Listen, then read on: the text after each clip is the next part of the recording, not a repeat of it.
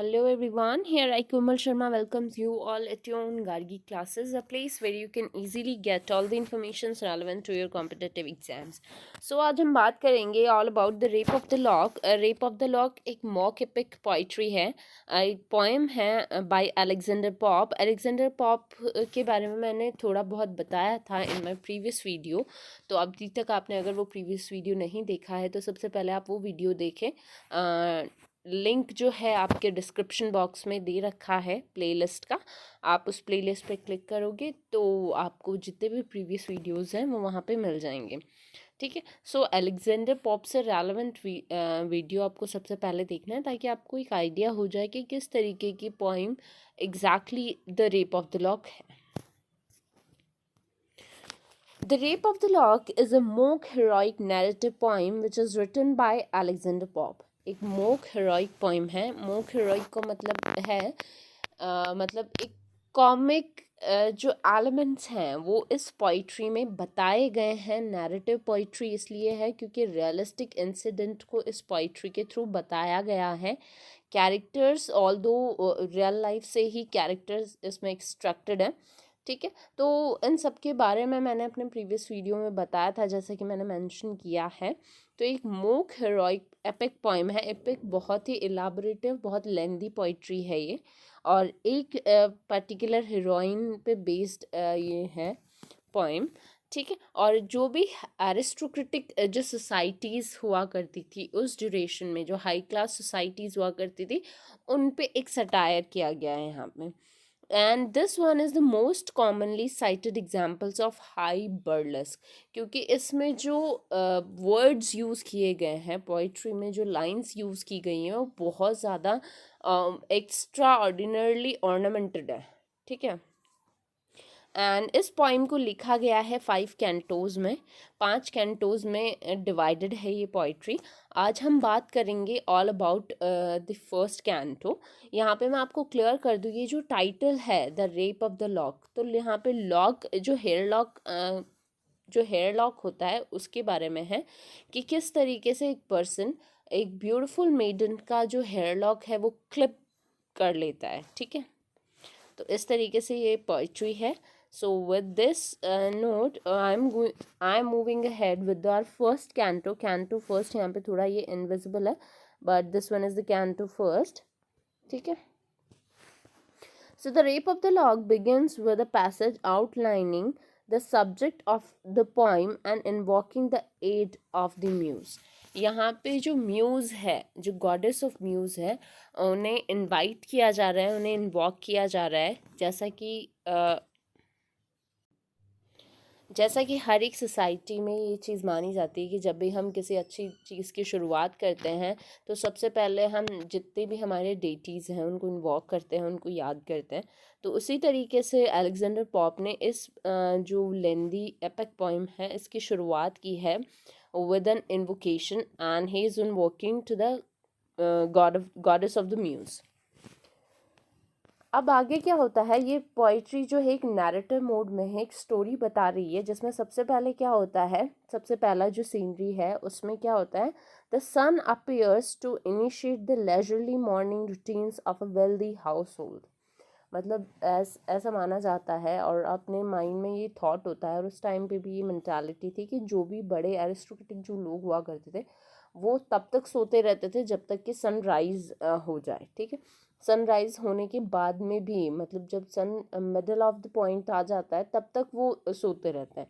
तो यहाँ पे बताया गया है कि अब सन बाहर निकल चुका है, जो सूर्य बाहर निकल चुका है, और जितनी भी लेजरली मॉर्निंग रूटीन्स है वेल्दी हाउस होल्ड्स की उनको अवेक करने के लिए वो उन सब के घरों में पीप कर रहा है. ठीक है. जो लैप डॉग्स हैं, lap dogs shake themselves awake. जो लैप डॉग्स है वो इनफैक्ट ह्यूमन बींग से पहले यहाँ पे एक सटायर किया गया है कि यहाँ पे ह्यूमन बींग से पहले कौन जग जाते हैं, लैप डॉग्स जग जाते हैं.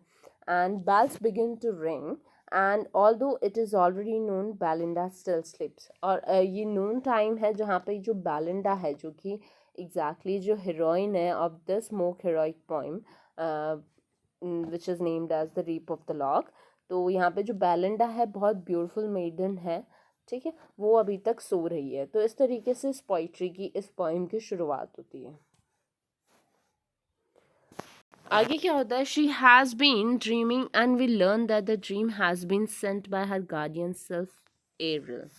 अब क्या होता है कि इसमें कुछ सुपर नेचुरल एलिमेंट्स का भी यूज़ करा गया है इस पोइम में। तो अब जो बेलिंडा है वो अभी नून टाइम तक सो रही है और वो सपनों में खोई हुई है, एक दुनिया में खोई हुई है। और ये जो सपना है उसे भेजा गया है बाय अ सेल्फ एरियल। यहाँ पे एग्जैक्टली जो 5 एलिमेंट्स ऑफ अर्थ होते हैं, 5 एलिमेंट्स ऑफ अर्थ होते हैं, उनसे जो स्पिरिट्स बनती हैं वो यहाँ पे गार्डियन बनी है of this beautiful maiden Belinda. जो भी चेस्ट लेडीज़ होती हैं, जो भी प्योर हार्टेड चेस्ट जो लेडीज़ होती हैं, जो गर्ल्स होती हैं, मेडन होती हैं, उनका जो गार्ड करती हैं वो ये सारी स्पिरिट्स करती हैं। तो यहाँ पे बेलिंडा पे कोई खतरा मंडरा रहा है तो उसी को वॉर्न करने के लिए जो एरियल्स हैं वो उसको एक ड्रीम दिखाती है और उस ड्रीम में उस बेलिंडा को एक हैंडसम यंग मैन दिखता है जो कि उसे वॉर्न करता है उस मतलब जो भी आगे आने वाली जो भी चीज़ है, ट्रबल है उसकी लाइफ में, उससे वो सुरक्षित रहे, इसके लिए वॉर्न करता है। And that youth who tells her that she is protected by unnumbered spirit. और वो जो यूथ है वो उसको ये भी बता रहा है कि तुम्हारे चारों अननंबर्ड, बहुत नंबर्स ऑफ स्पिरिट्स हैं। ठीक है, अर्थ स्पिरिट है, वाटर स्पिरिट है, फायर स्पिरिट है। तो जो 5 एलिमेंट्स ऑफ अर्थ है, इनसे जो स्पिरिट्स हैं वो तुम्हारे को प्रोटेक्ट कर रही हैं। And an army of supernatural beings who once lived on earth as human women, जो पहले ह्यूमन वुमेन के तौर पे अर्थ पे रहती थी, but after their deceased they became spirits. और अब उनकी जो स्पिरिट्स है वो तुम्हारे चारों ओर जो तुम्हें प्रोटेक्ट कर रही है। ठीक है, तो इस तरीके से वो ड्रीम देखती हैं। And then later on the youth explains that they are the invisible guardians of women's chastity. जो भी चेस्ट लेडीज़ होती हैं उनकी चेस्टिटी को वो गार्ड करती हैं, उनको प्रोटेक्ट करती हैं, उसकी वर्जिनिटी को प्रोटेक्ट करती हैं। ठीक है, और बेलिंडा क्योंकि बहुत ज़्यादा प्योर है, चेस्ट है, तो उसको भी वो सारी गार्डियन एंजल्स प्रोटेक्ट कर रही है। Of these spirits, one particular group, the sylphs who dwell in the air, serves as Belinda's personal guardians. और इन सब में जो पर्सनल गार्डियन हैं बेलिंडा की, वो सेल्फ जो स्पिरिट्स हैं वो हैं। सेल्फ स्पिरिट्स वो होती हैं जो कि हमेशा हवा में रहती हैं। ठीक है, so the spirits of air which we can call sylph. ठीक है, later on they are devoted to deliver light to any women that rejects mankind, and they understand and reward the vanities of an elegant and frivolous lady like Belinda. अब यहाँ पे वो जो youth है वो उसको ये भी इन्फॉर्म कर रहा है, सपने में ही अभी बेलिंडा, वो उसको ये भी इन्फॉर्म करता है ये जो स्पिरिट्स है, गार्डियन एंजल्स हैं, ये उन्हीं लोगों को, उन्हीं मेडन्स को गार्ड करती हैं, उनको प्रोटेक्ट करती हैं जो कि जो मैन वर्ल्ड से दूर रहती है, मेंस को रिजेक्ट करती है, उनसे दूर रहती है और अपनी चेस्टिटी को बचा के रखती हैं। ये उन सबको गार्ड करती हैं। ठीक है, और साथ ही साथ ये जो वैनिटीज़ हैं, ये जो मतलब ऑर्नामेंट्स हैं, ज्वेलरीज हैं, जो एक्सेसिव एक्सेसरीज होती हैं एक मेडन की, वो उसको एक्सेप्ट भी करती हैं, उनको अप्रिशिएट भी करती हैं। Later on, Ariel, the chief of all Belinda's bookish protectors, warns her in his dream that some dread event is going to befall her that day, though he can tell her nothing more specific than that she should beware of men. Then Belinda awakes to the licking tongue of her lapdog Shock. अब यहाँ पे क्या होता है, जो aerial है, जो सारे स्पिरिट्स उनमें सबसे ज़्यादा इम्पॉर्टेंट है, चीफ है, वो अब बेलिंडा को वार्न करती है कि तुम्हें जितने भी आदमी है ना उनसे दूर रहना है, क्योंकि तुम्हारे साथ कुछ गलत होने वाला है आज, तो तुम अवेयर रहना। और इसी के साथ उसका सपना जो है वो ख़त्म हो जाता है बेलिंडा का, और वो खड़ी हो जाती है और वो उठती किसके साथ है, जब उसका जो लैप डॉग है, बेलिंडा का जो लैप डॉग है which is named as Shock, तो वो उसको लिक कर रहा होता है बेलिंडा को, उसी टाइम पे बेलिंडा की आँख खुल जाती है। ठीक है,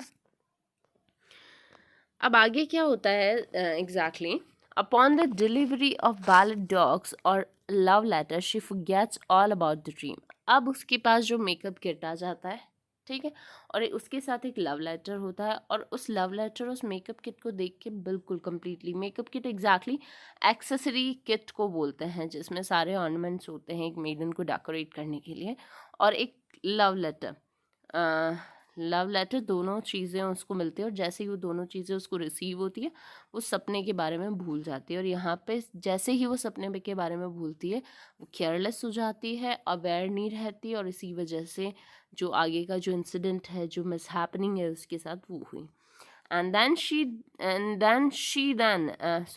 She then proceeds to her dressing table and goes through an elaborate ritual of dressing. अब यहाँ पे वो अपने आप को completely dressed up करती है, डेकोरेट करती है, टो टू टॉप वो अपने आप को completely रेडी करती है, और उसकी जो मिरर है इमेज में वो कैसी दिख रही है. यहाँ पे पोइट ने भी, अलेक्जेंडर पॉप ने भी उसकी जो मिरर इमेज है उसको एक हेवनली इमेज के रूप में प्रेजेंट किया है, और ऐसा बताया जैसे कि वो गॉडेस ऑफ हेवन हो, ठीक है. So the sylph unseen assist their charge as she prepares herself for the day's activity.